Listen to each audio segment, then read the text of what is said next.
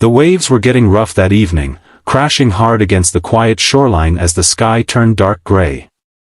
Most people had already packed up their towels and gone home. But one single dad stayed behind, watching his young son build a sandcastle in the fading light. And that's when he heard it. A desperate cry for help coming from the water.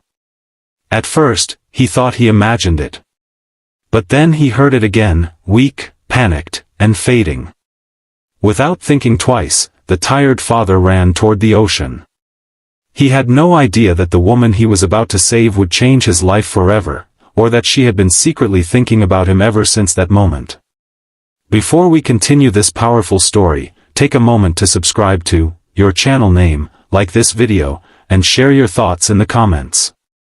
Stories like this remind us how powerful kindness can be, and your support helps us bring more inspiring stories to people everywhere. Now let's begin. David Carter was not a wealthy man. He lived in a small coastal town in Oregon with his 7-year-old son, Ethan. Life had not been easy for David. 3 years earlier, he had lost his wife to illness.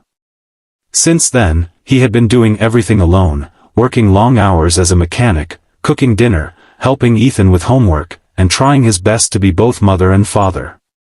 Money was tight. Some months, David had to choose between fixing something in the house or paying for Ethan's school activities. But despite the struggles, David had one rule he always followed. Be kind, no matter what. His late wife used to say, kindness is the only thing in this world that multiplies when you give it away. David never forgot those words. That evening, David had taken Ethan to the beach after work. It was their small tradition every Friday.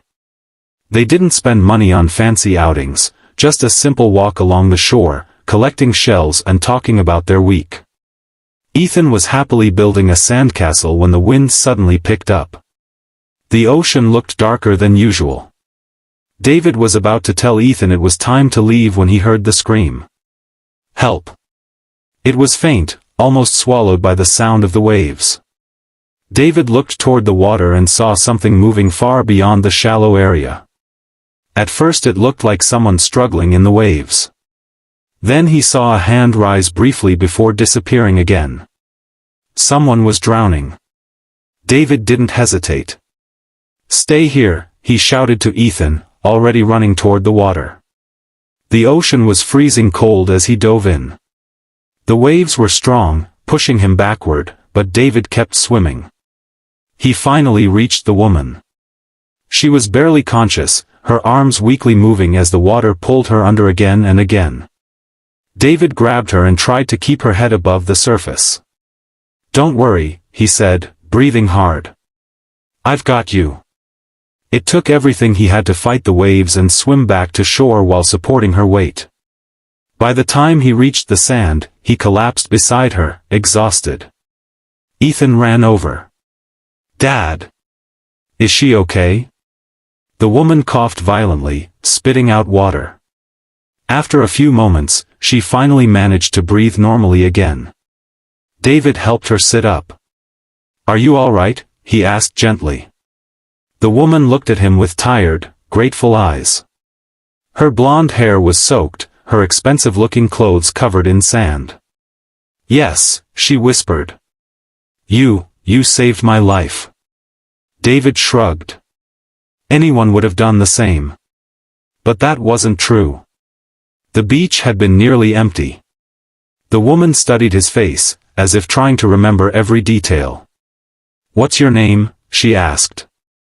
David, he replied. This is my son, Ethan. Ethan waved shyly. The woman smiled faintly. My name is Sophia. David helped her stand. Do you have someone who can pick you up? He asked. Sophia nodded slowly. Yes. I'll call someone. She looked like she wanted to say more, but David was already helping Ethan gather their things. Take care, he said kindly. And just like that, he walked away. David didn't ask for money. He didn't ask who she was. He simply returned home, made Ethan a grilled cheese sandwich for dinner, and thought the day was over. But for Sophia, it was only the beginning. Sophia Loren was not just any woman. She was a billionaire. She owned one of the largest technology companies in the United States. Her business empire stretched across multiple countries, and her face often appeared in financial magazines. But that evening, none of that mattered. All she could think about was the man who had risked his life without asking for anything in return. Over the next few weeks, Sophia couldn't stop thinking about David. She remembered how tired he looked, how worn his clothes were, and yet how calm and kind he had been. He had treated her like any other human being. Not like a billionaire. Not like someone important. Just a person who needed help. Sophia quietly asked her assistant to find him. It didn't take long. Soon she learned everything about David's life, his job at a small auto repair shop, the modest house he struggled to maintain, and how he was raising Ethan alone. The more she learned, the more she admired him. Finally, Sophia decided to visit. One morning, David was working under the hood of a truck at the repair shop when a sleek black car pulled into the parking lot. His coworker whistled. Someone important just arrived. The door opened. Sophia stepped out. David wiped his hands on a rag and walked toward her, confused. Then recognition hit him. "Oh, hey," he said, surprised. "Sophia, right?" She smiled warmly. "Yes. I was hoping you'd remember me." David laughed. "Hard to forget someone you pull out of the ocean." Sophia looked around the small repair shop. "You didn't even ask my last name," she said. David shrugged. "Didn't seem important." Sophia took a deep breath. "David, do you know who I am?" He shook his head. "Should I?" She smiled softly. "I'm the CEO of Loren Technologies." David blinked. His coworker nearly dropped a wrench. But David simply nodded. "Well, that's impressive." Sophia laughed. "That's all you have to say?" David shrugged again. "Look, I'm glad you're okay. That's what matters." Sophia studied him carefully. Most people reacted very differently when they learned who she was. But David's kindness had nothing to do with money. That's when she made her decision. "David," she said gently, "I didn't come here just to say thank you." He raised an eyebrow. "Okay. I came because people like you are rare," she continued. "You saved my life without expecting anything. And I believe kindness deserves to grow." David looked slightly uncomfortable. "You really don't have to." But Sophia interrupted with a smile. "I'm not offering charity." She paused. "I'm offering opportunity." She explained that her company was starting a new community initiative, helping small towns rebuild local businesses and create jobs.